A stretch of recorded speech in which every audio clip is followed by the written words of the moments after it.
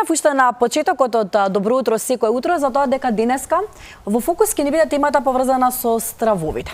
Впрочем, ја поканивме магистар Тијана Ивановска од себеслужувалка и со неа ќе се обидеме да пребродиме заеднички стравови кои што вие ги имате. Ќе ги отвориме и телефонските линии на Алфа телевизија за оние кои што сакаат да се приклучат, да споделат со нас можеби страв со кој што тие се соочуваат или некој нивни близок, па можеби Тијана вие ќе успеете да им помогнете. Ви посакувам добро утро и ви благодарам што ве имаме во програмата. Ти благодарам, Бела, за поканата.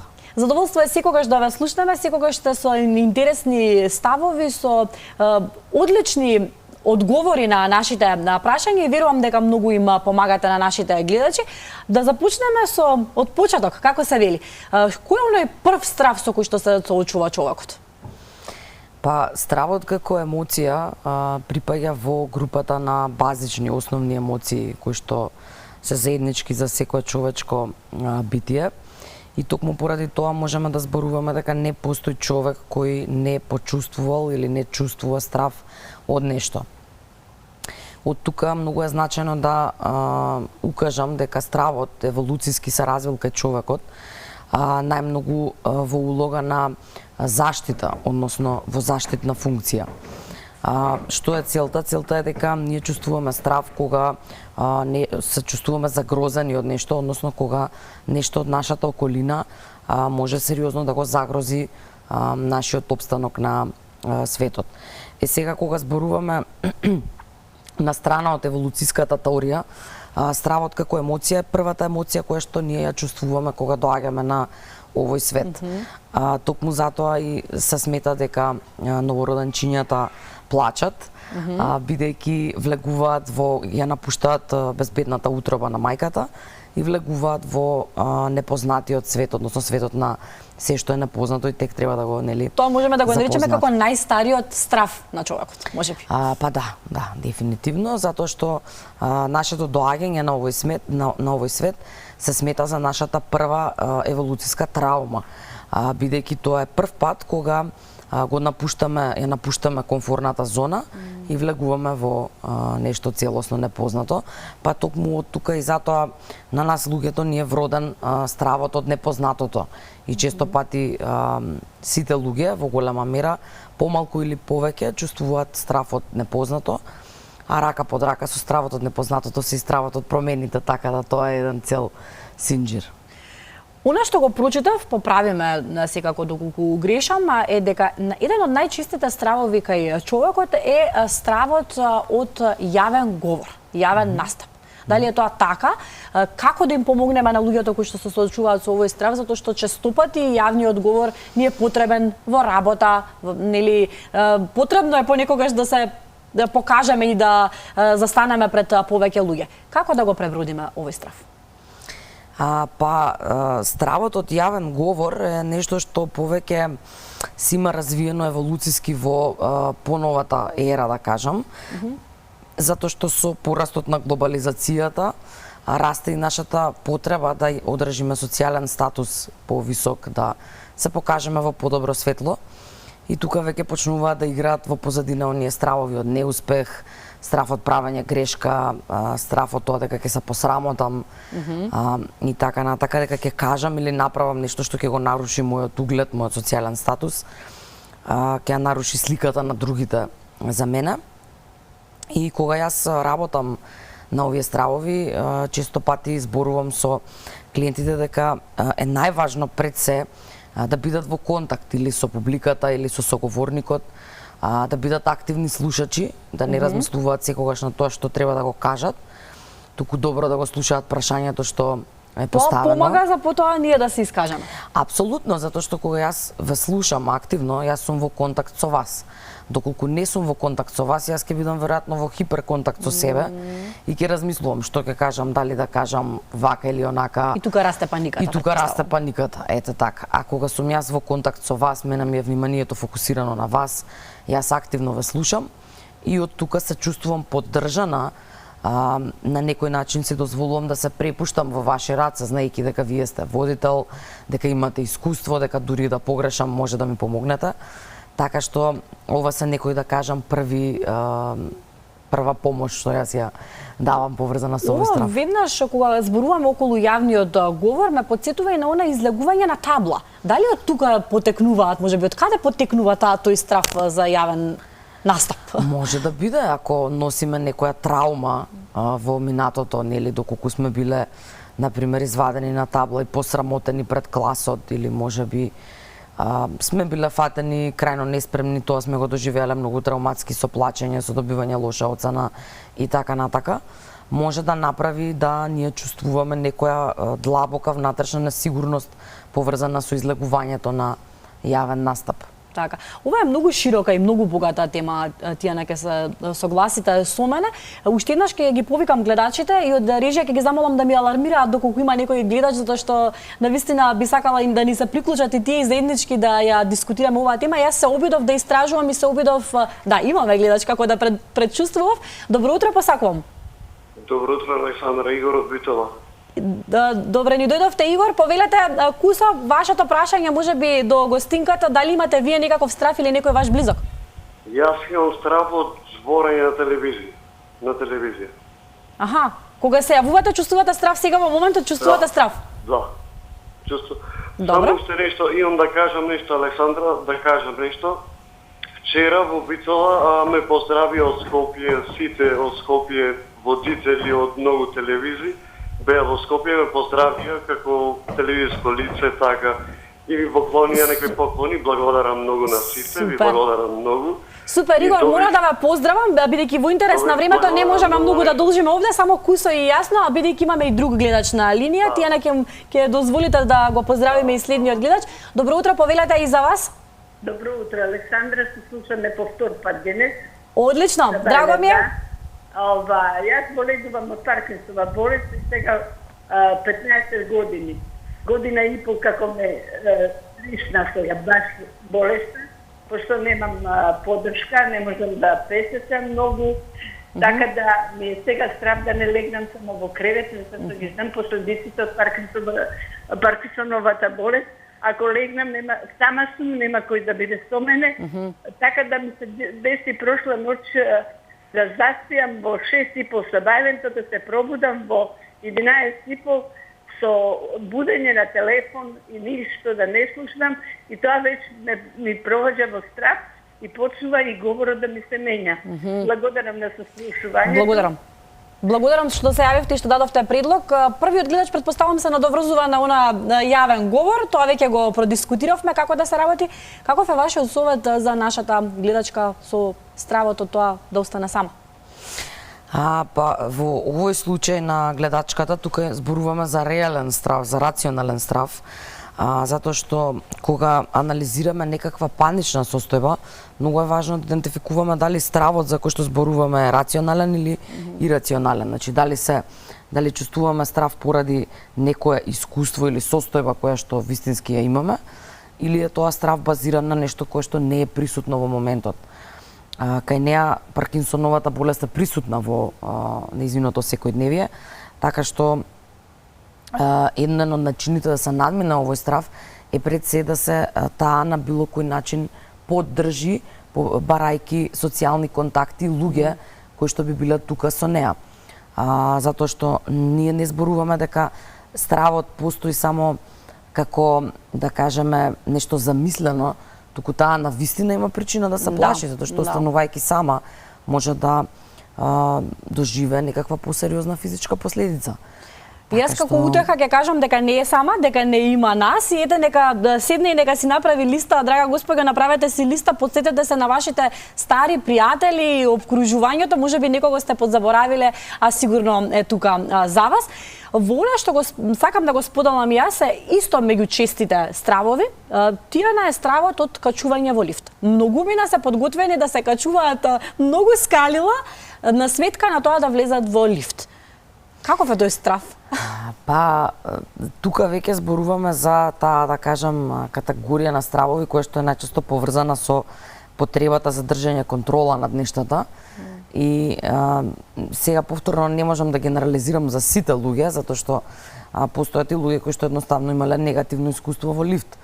И Може тоа би се заглавиле, може би се заглавиле, да, или може би гледале некој филм во кој што се скинала сајлата на лифтот, па онда си прават некој сценарио дека тоа може да им се случи и на нив.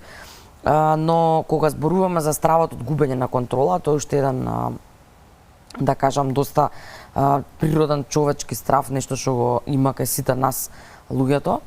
И оваа категорија на стравови најчесто тука спаѓаат стравот од качување со лифт, стравот од возење со авион, стравот од возење кола и така натака, најчесто се поврзани со некои ситуации во кои што немаме целосна контрола. Така, например, кога се возиме во лифт, ние не го возиме лифтот, туку се возиме во лифтот.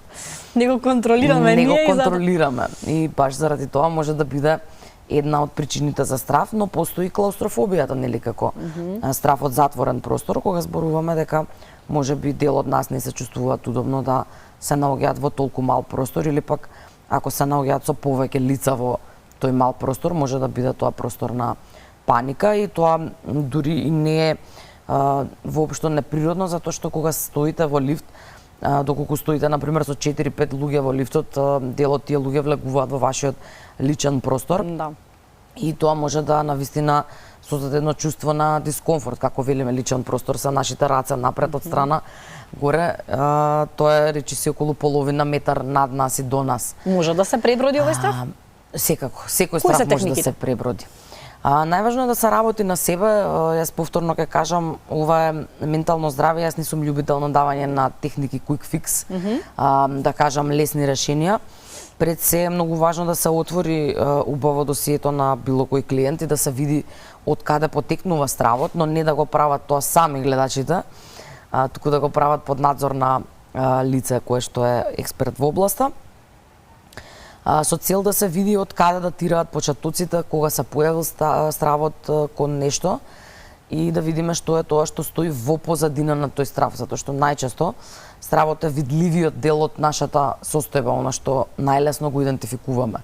Она што стои во позадина на тој страв е всушност целиот процес и она што треба да се обработи. Еден од индивидуалните стравови кој што исто така е прилично чест, барем јас знам да набројам минимум 5 луѓе во моментов кога се работи за овој страв, е стравот од крв. Луѓето кои што имаат ваков страв дефинитивно не можат да бидат лекари, тоа е факт, но мораат да го пребродат со оглед на тоа што понекогаш треба да појдат на лекар да им се извади крв и така натаму. Овие луѓе понекогаш имаат до толкова мера страв што паѓаат и во несвест и така натаму. Постои ли начин како да им помогнеме да го поминат овој страв? Па јас не би рекла дека не може да станат лекари. Јас познавам примери на луѓе кои што имале страв од крв и станале доктори. Со тоа што и во медицината имате, да кажеме, делови од самата професија кои што се повеќе изложени на, да кажеме, земање на крв и така натака, учество во операции и слично. Има делови кои што и не се толку многу, да кажеме, експонирани на тој страв, но сепак најчесто се случува да во нашата глава крвта е асоциација за нешто болно. Затоа што најчесто гледаме крв кога постои нели рана, а каде што постои рана, постои болка. И тука повторно се работи за уште една група на, да кажам, дел од тие вродени стравови што се јавуваат кај нас, што ги има буквално секој човек, тоа се стравот од болка и стравот од смрт. Генерално тоа се стравови кои што буквално секој човек ги чувствува. И едноставно кога ќе видите крв, првата асоциација што ви доаѓа на глава е дека нешто боли, значи дали ме боли мене или ја боли личноста која што крвари, сепак асоциацијата е дека болка е нешто болно. Така што и повторно ќе кажам, доколку постои траума, доколку постои во позадина некоја случка во која што имало крварење, повреди, некаква незгода и така натака, голема веројатност е дека овој страв ќе се интензивира. Така. Накој се би сакала да позборуваме, немаме уште премногу време, многу брзо ми летна времето, имав многу прашања подготвено. Страв од мачки. Познавам девојка која што има сериозен страв и буквално паничи кога ќе види мачка, се качува на кревет и вреска буквално. Како го дефинирате овој страв и како да им помогнеме на овие луѓе, дали може некако да си го надминат овој страв? Апсолутно, секако, како што веќе кажав, секој страв може да се надмина. Со тоа што во психологијата често пати зборуваме и за научени стравови, кои што како такви се дел од нашето растење, од некои реченици, пораки што сме ги добивале во текот на растењето, например. Да кажеме, јас кога бев малечка, мојата баба ми велеше, да кажеме, опасно е мачка да спие во иста просторија со бебе, може да му ги, не знам, извади очите или некои разни стравови што потекнуваат од, да кажеме, интроектирани реченици ги викаме во психотерапијата, односно научени верувања кои што како такви сме ги наследиле во склоп на нашето семејство, на нашата култура, на нашата традиција и едноставно ги понесуваме несвесно, не сме свесни дека работат во нас и се однесуваме во склад со нив. Така што, ете, можеби кај таа девојка која што вие познавате, постои некоја предвербална, да кажам, интроекција дека треба да се трга од мачки, дека мачките се опасни, дека постои нешто страшно поврзано со нив, а истото тоа може да биде поврзано со било што. Сега јас повторно, нели, нормално предпоставуваме и зборуваме општо, се со цел да дадеме значење на оваа дискусија, бидејќи доаѓаат последните минути од нашиот разговор. Тијана, би сакала да ве прашам колку е развиена оваа дискусија меѓу психолозите, колку луѓето, вашите клиенти се отворени да зборуваат за стравови, се обработува оваа тема во вашите канцелари? Па се обработува многу често, нема клиент што не работел на некој страв. Најчесто баш поради тоа што луѓето доаѓаат сега речиси секојдневно со дијагноза анксиозност, дали ставена од психијатар, дали ставена од себе, базирано на Google, а токму во коренот на анксиозноста стои стравот. Или стравот од смрт, или стравот од полудување, зависи каква форма ќе настане, во која насока ќе се движи, но е многу честа тема, најчесто луѓето чекаат, да кажеме, да допрат едно дно каде што веќе влегле во некоја панична состојба, па тогаш кога нештото излегле од контрола бараат помош, но е нешто кое што дефинитивно секојдневно го работиме, така што е многу честа, многу позната тема. Мислам дека треба многу да се зборува на оваа тема, да се сето ова нормализира, затоа што начинот на кој што го зборуваме ние во нашите кругови е често пати низ некои дијагнози, фобии, расстройства и така натака. Но всушност стравот е еден многу природен сегмент од нас, многу природна емоција, исто како секоја друга емоција што ја чувствуваме. И на тој начин е потребно и да се пристапи со цел да се види што е тоа што стои како блокада кај клиентот. Да, интересно е и она што можеме да го заклучиме е дека секој човек се плаши, тоа што вие го кажавте, дека не постои човек кој што не почувствувал страв, но дека секој страв може да се предроди. Може да го заклучиме, нели, на крајот на разговорот ова од вашите излагања. Секако. И секако да разговараат со психолози, да не си оставаат сами на себе, да им се таложат работите, затоа што така е потешко и за вас, а и за нив. Она што можеме да им го ветиме, јас на крајот ќе ви се заблагодарам за гостувањето од срце. Навистина верувам дека бевме интересни и она што можеме да им го ветиме уште сега на нашите гледачи е дека и во продолжение, во иднина ќе се договориме со Тијана да разговараме на оваа тема пошироко, односно во следниот сегмент ќе зборуваме за релацијските стравови, така рековме. Тоа е стравови кои што ги имаме, например, родител со дете и останати релации. Тоа ви го ветувам уште од сега.